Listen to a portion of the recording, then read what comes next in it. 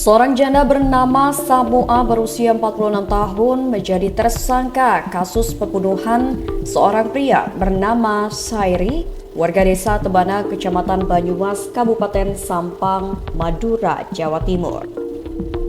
Menurut pengakuan pelaku, korban dibunuh pada Senin 10 Februari 2025 sekitar pukul 21 waktu Indonesia Barat. Saat itulah pelaku baru saja keluar dari kamar mandi yang berada di luar rumah. Ketika pelaku masuk ke dalam rumah, korban mengikuti dari belakang hingga akhirnya turut masuk ke dalam.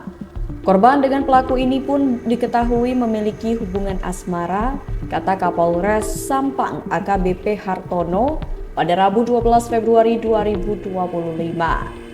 Kemudian di dalam rumah korban hendak melakukan hubungan asmara, namun pelaku tidak mau hingga akhirnya korban terjatuh dan kepalanya terbentur ke jendela.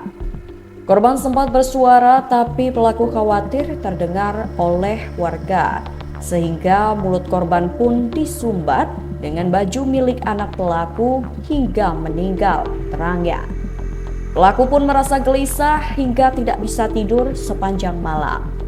Keesokan harinya, Selasa 11 Februari 2025 saat waktu subuh, pelaku memutuskan untuk membuang korban di samping rumah.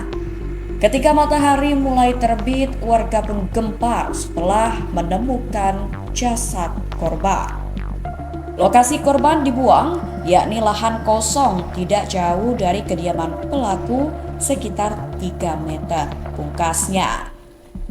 Polisi tidak menemukan tanda luka di sekujur tubuh korban. AKBP Hartono menjelaskan korban sempat mengajak tersangka untuk menikah. Pengakuan pelaku ini sempat diajak menikah tapi tidak mau karena korban memiliki istri, jelas AKBP Hartono. Tersangka kini tengah diperiksa di Mapolres Sampang, Madura. Kami masih terus melakukan penyelidikan terhadap pelaku. Untuk posisi pelaku saat ini sudah berada di Mapolres Sampang, pungkasnya.